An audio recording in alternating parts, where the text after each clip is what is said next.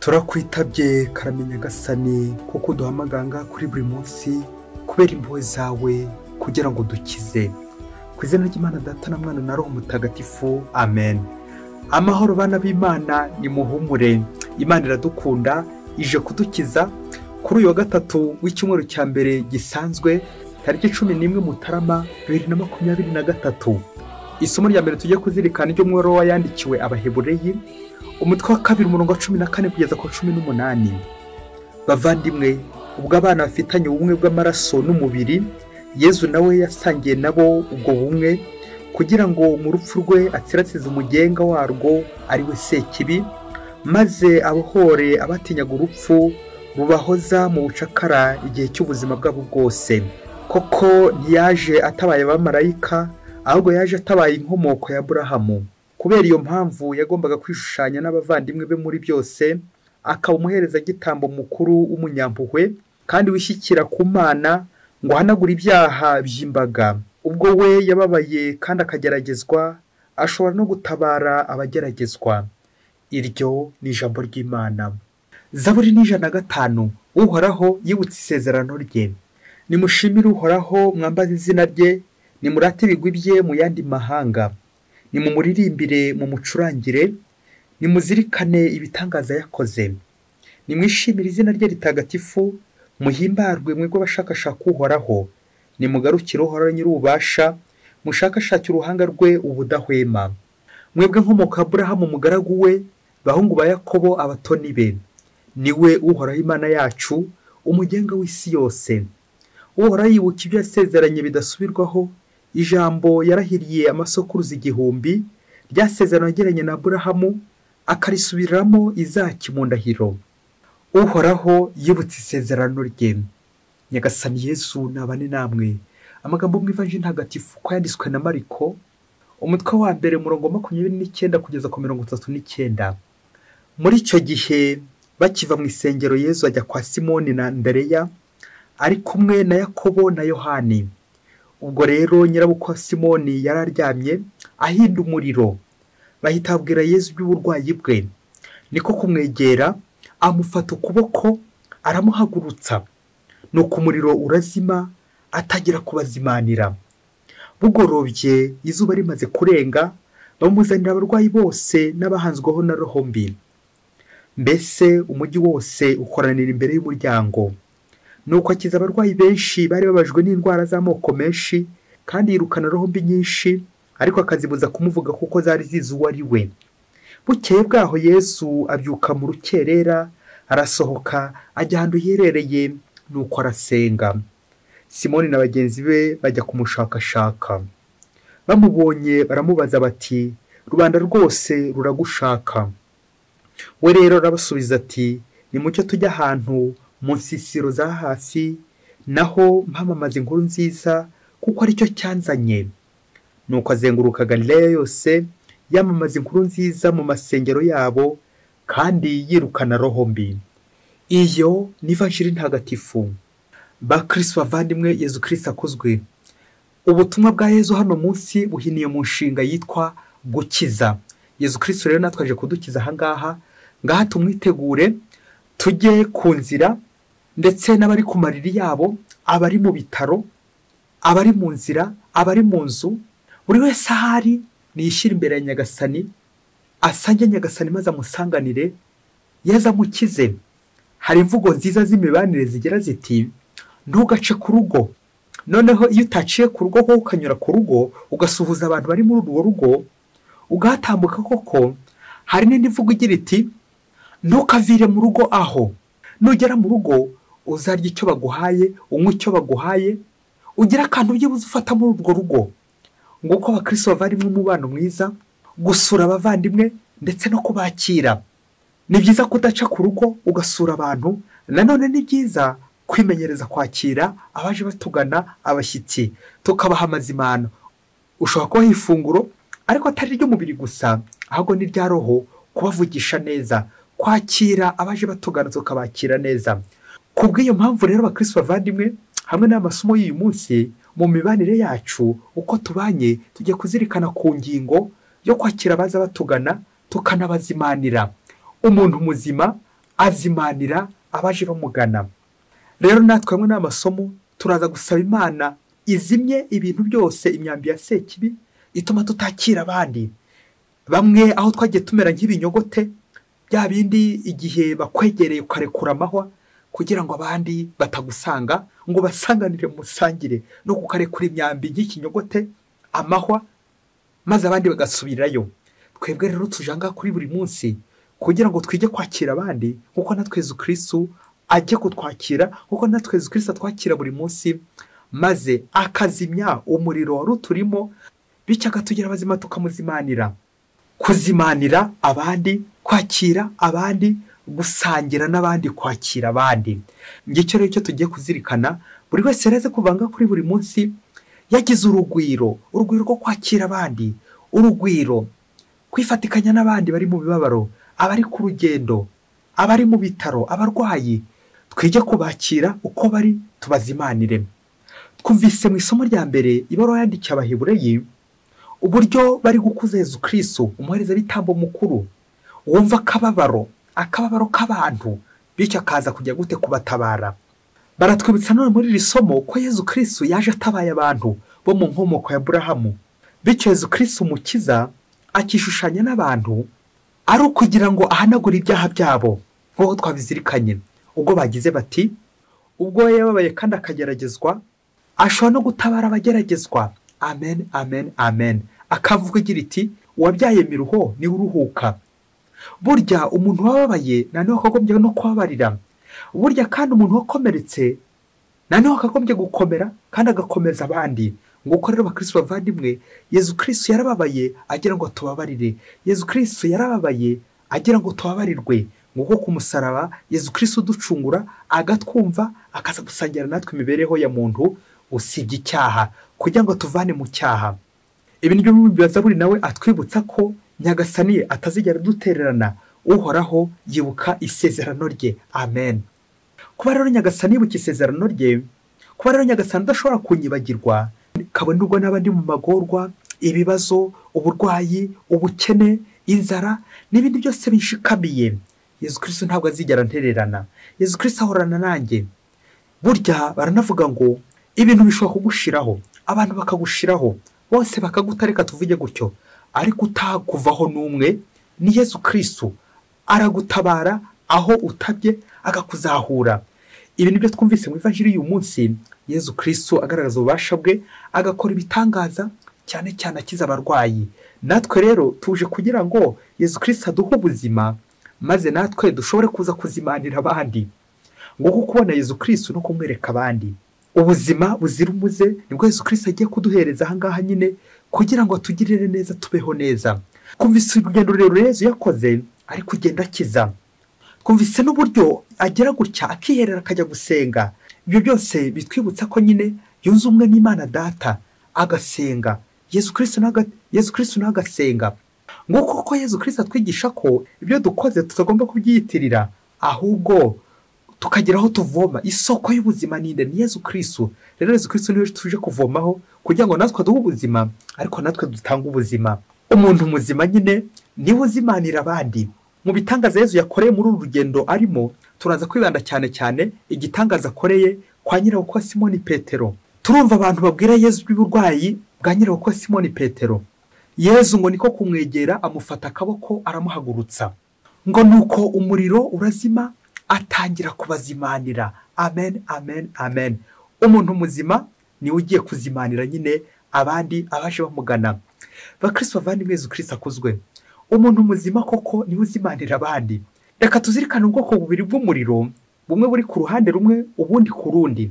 Ku ruhande rumwe hari umuriro, naringiye kuvuga umuriro w'urwango.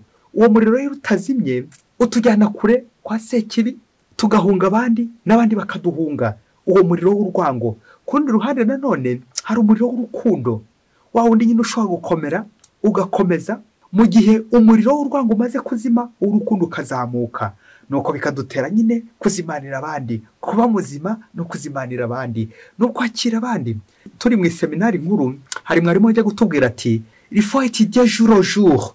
Ngo ni ngombwa kwiga umunsi ku wundi, kuko utamenya ejo ushobora kubyuka warwaye, ejo ushobora kubyuka unaniwe, rero icyiza ni ukubifatikanya ukigavana bwangu kuko ejo ntiwamenya ibizakurikiraho. Ni ngombwa rero kwiga buri munsi.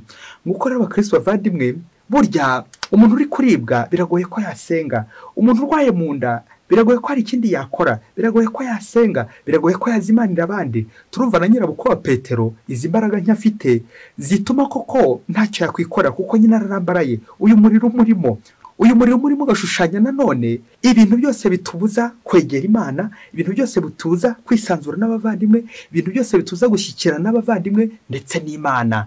Ibi byose izo ntege nke nizo batubwira muri ivanjiri koko izi ntege nyirabukwe wa Petero yari afite zatumaga koko nanjye kuvuga nta gikorwa cy'urukundo yakora. Ariko batubwiye uburyo amaze gukira yabigenje ate. Yahise atangira kubazimanira ngo wa muntu muzima usimanira abandi akabagusha neza. Ngizo za ngeso zacu dushobora guta tukazijugunya kure.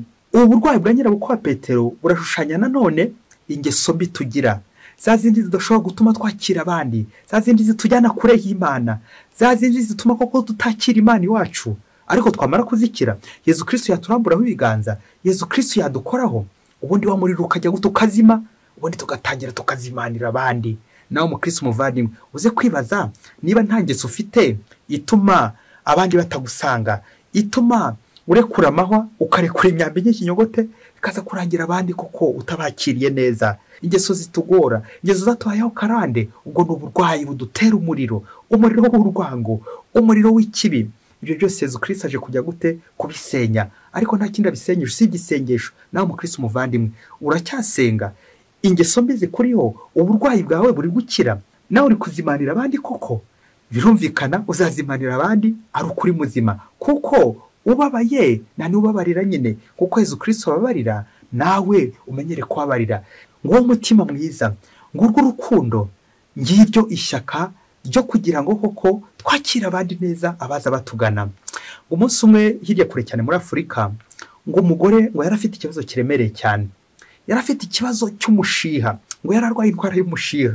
Iyo ndwara y'umushiha rero ngo yakoraga ku buryo atereka abandi ko afite umushiha, akabakira neza by'inyuma, ariko kari mu nda, kakantu kari mu nda ababyeyi, nuko agakora ku buryo bwose abandi bataza kumucisha mu ijisho ngo babe babona koko afite uwo mushiha, ariko muri we koko akumva afite umushiha. Nuko igihe kiragera akajya abona noneho nta bantu bakimugana, abantu basigaye bamuhunga kubera uwo mushiha. Ahari agatota abavandimwe kubera iyo ndwara y'umushiha rero, nawe koko aza kugera igihe arabihirwa, nari ngiye kuvuga arabiha, arabisha, amererwa nabi, abura amahoro pe. Kandi ngo yaratunze ibintu byinshi, noneho ngo yashaka kugira icyo atanga kubera umushiha, nirinze kuvuga n'ubugugu, ariko kuva koko ari gushiha abandi. Noneho ngo biza kugera igihe koko yumva neza nawe ariyanze, ariyanze kubera ko nta bantu bakimwegera, bose basiga bamutinya, ntihagire n'umwegera.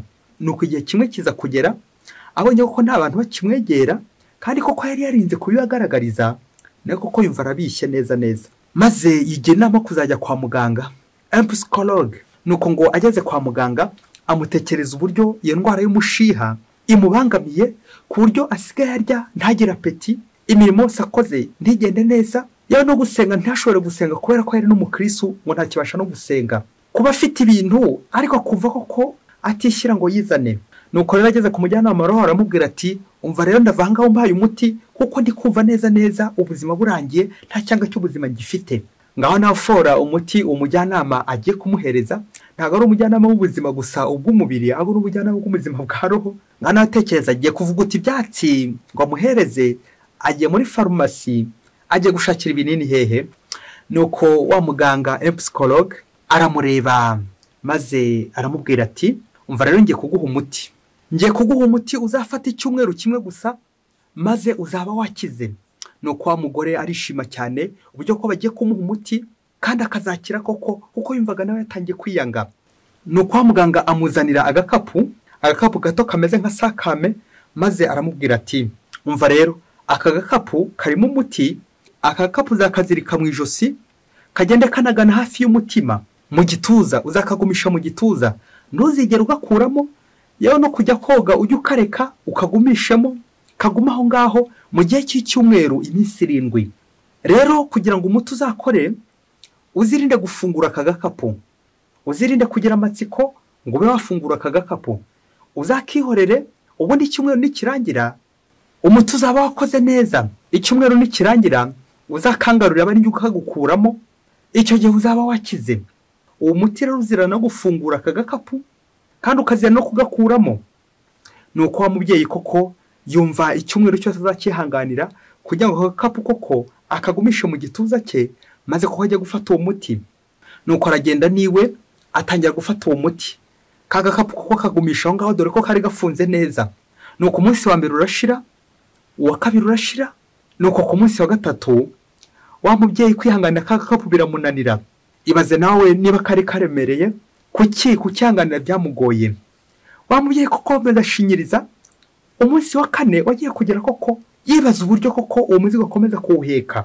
Atangira kumva ku munsi wa kane ko kamubera umuzigo, ndetse yumva neza noneho hagiye gupfa birenze uko yari ameze na mbere yuko ajya kuri uwo muganga. Nuko atangira kwicuza impamvu yagiye kuri uwo muganga umuha umuti umuremerera, umuti umubangamiye bene ako kageni. Nuko ku munsi wa kane ko bashya bushyira umunsi wa gatanu, yumva neza atakomeza, maze aragenda asubira kuri wa muganga kugira ngo kumubwira koko wa muti wamunaniye neza kuwihanganira. Nuko kuri uwo munsi wa gatanu aragenda asubira kwa muganga. Ageze aramubwira ati, umva rero muganga, uyu muti wampaye ntago ushobotse, sinawushobora, nsanze rwose bitakunda ko namara iminsi 7 ncigatiye aka gakapu, nkurikije n'impumuro itari nziza ndi kumva, nirinze kuvuga umunuko ngo yumvaga.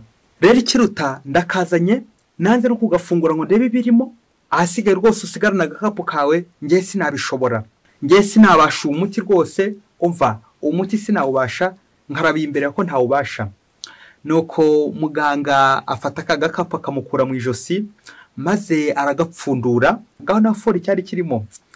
Nuko arapfundura, maze gupfundura ngo ako gakapu ngo yarafungiyemo inyama zitetse, zari zihiye z'urukarango ruhumura cyane.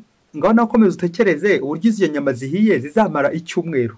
Nuko ku munsi wa gatatu ngo zatangiye kugira impumuro itari nziza, uwa kane, uwa gatanu byari bikomeye cyane, impumuro mbi ikomeye cyane. Nuko amaze gupfundura ka gakapu koko impumuro mbi iratamirana bikomeye cyane. Nanjye kuvuga babura aho bahungira, bafata ku mazuru n'ahandi hose bashoboraga kubera uwo mwuka mubi warubateye.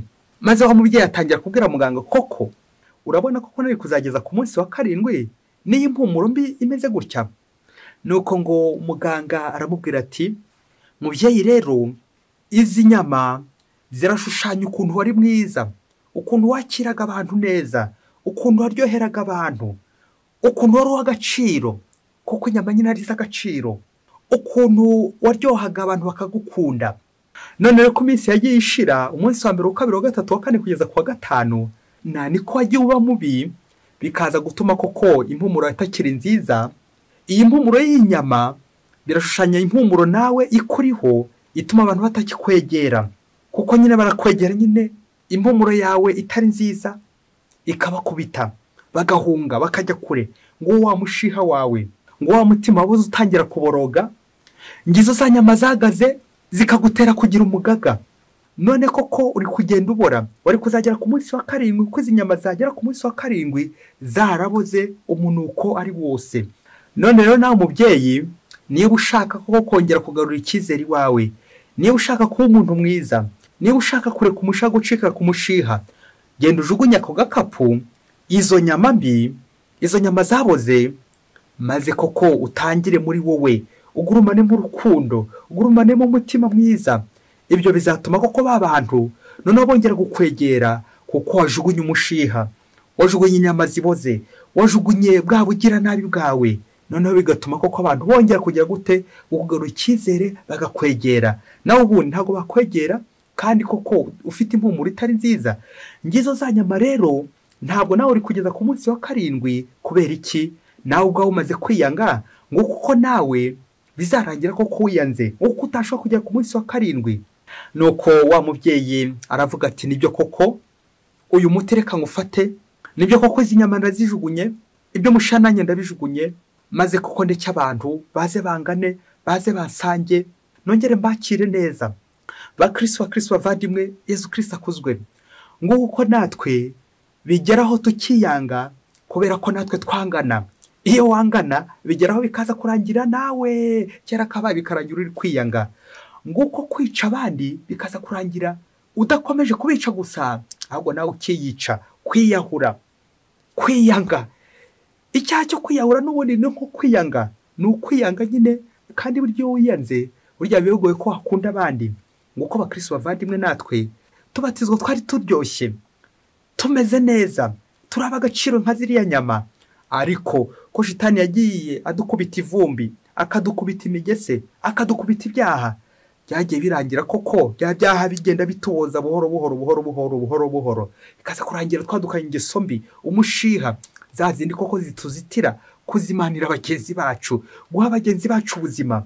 Nguko rero uko tugomba kuzijugunya, tukajugunya ko gakapu, ako gakapu karimo ingeso mbi, bya bintu bishaje, bya bintu bitakinogera Imana, ibyaha, tukabijugunya, maze tukakira natwe urukundo rwa Yezu, tukakira impuhwe za Yezu, tukakira ubuzima Yezu aduhereza, kugira ngo dushobore kuzimanira abandi, tuzimanira Imana, tuzimanira Yezu Kristo. Umuntu muzima niwe ushobora kuzimanira abandi.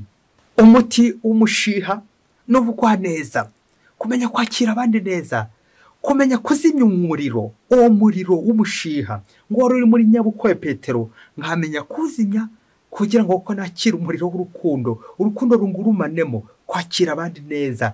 Umushiha uraboza, bikaza kurangira koko inyama z'umubiri wanjye ziri kubora, umutima wanjye uri kubora, nta ruhande rw'Imana rukirimo, nta ruhande rwa mugenzi wanjye rukirimo, bikaza kurangira koko nanjye ubwanjye ndiyanze, naratangiye kubora. Kubera iki? Kwanga kwakira abandi, bwa bugugu, wa mushiha gora nshiragura abandi, ngo wa mutima wabuze utangira kuboroga, ngizo za nyama zagaze zikagutera kugira umugaga, bikaza kurangira koko nta muntu ukiri gukwegera. Kubera iki?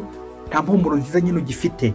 Bakristo bavandimwe, duhumurira abandi ubuyezu, duhumurira abandi ubugwaneza, duhumurira abandi ibyishimo, duhumurira abandi amahoro. Icyo gihe nibwo natwe bazadusanga, tukabasanganira, tukabazimanira, icyo gihe tuzaba turi bazima. Iyo Yezu Kristo yagukozeho, Yezu Kristo yagukijije, ugira ubuzima kandi ugatanga nawe ubuzima, ugatangira kuzimanira abandi. Kubera nde? Kubera Yezu Kristo wagukijije. Mwese mugire amahoro, Imana ibahe umugisha, Imana Data na Mwana na Roho Mutagatifu. Amen. Padiri Musumbuko Ladislas wa Diyosezi ya Cyangugu.